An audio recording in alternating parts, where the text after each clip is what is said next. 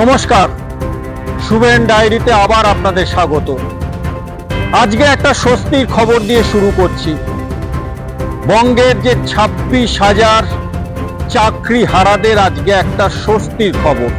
তবে 26,000 যে চাকরি হারিয়েছেন তাদের সবার জন্য এই খবরটা স্বস্তি নয়। মধ্যশিক্ষা পর্ষদ সুপ্রিম কোর্টের নির্দেশের বিরুদ্ধে একটা অন্তর্বর্তীকালীন আবেদন করেছিল আদালতে। সেই শুনানিতে সুপ্রিম কোর্ট আজ অর্থাৎ বৃহস্পতিবার একটা সিদ্ধান্ত জানালো। তা হলো, যারা ইতিমধ্যে চিহ্নিত অযোগ্য তারা কিন্তু কোনো সুযোগ পাবেন না, কিন্তু পড়ুয়াদের কথা ভেবে, ছাত্রছাত্রীদের কথা ভেবে যোগ্য শিক্ষকরা 1 মে থেকে কাজে যোগ দিতে পারেন। এবং সেই ক্ষেত্রে সুপ্রিম কোর্ট পরিষ্কার জানিয়ে দিয়েছে যে গ্রুপ সি এবং গ্রুপ ডি এই যে অশিক্ষক কর্মচারী তারা কিন্তু চাকরি এই মুহূর্তে ফিরে পাবেন না। কারণ সুপ্রিম কোর্টের মতে এই গ্রুপ সি এবং গ্রুপ ডিতে নিয়োগের ক্ষেত্রে সবচেয়ে বেশি দুর্নীতি হয়েছে।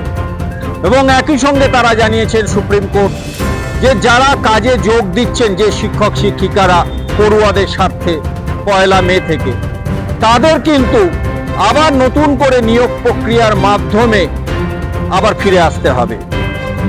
এবং আরো একটা সরকারের জন্য স্বস্তির খবর বা মধ্যশিক্ষা পর্ষদের কাছে স্বস্তির খবর, সেইটা হচ্ছে প্রথমে সুপ্রিম কোর্ট নির্দেশ দিয়েছিলেন যে 3 মাসের মধ্যে নিয়োগ প্রক্রিয়া শেষ করতে হবে, কিন্তু সেই সিদ্ধান্ত কিছুটা পরিবর্তন করলো সুপ্রিম কোর্ট।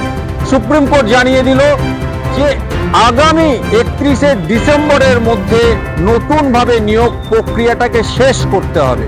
অর্থাৎ নতুনভাবে নিয়োগ প্রক্রিয়ার জন্য সরকার এবং মধ্যশিক্ষা পর্ষদ কিছুটা সময় পেয়ে গেল।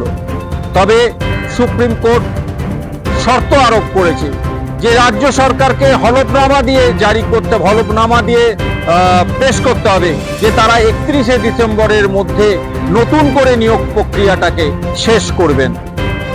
শর্ত আরোপ করেছে। আজকে এই দিনে শিক্ষক শিক্ষিকারা যারা যোগ্য, সুপ্রিম কোর্টের কাছে যে ইতিমধ্যে আমাদের কাছে একটা লিস্ট পাঠিয়েছিল, যেটা মধ্যশিক্ষা পর্ষদ আগেই পাঠিয়েছিল, প্রায় 6,000 অযোগ্য বলে তারা একটা তালিকা সুপ্রিম কোর্টে জমা দিয়েছিল। তারই ভিত্তিতে বলেছেন যে যোগ্য শিক্ষক যারা, তারা 31শে ডিসেম্বর মানে 31শে ডিসেম্বর 2025 পর্যন্ত কাজ চালিয়ে যেতে পারবেন এবং 1 মে থেকে তারা কাজে যোগদান করতে পারবেন।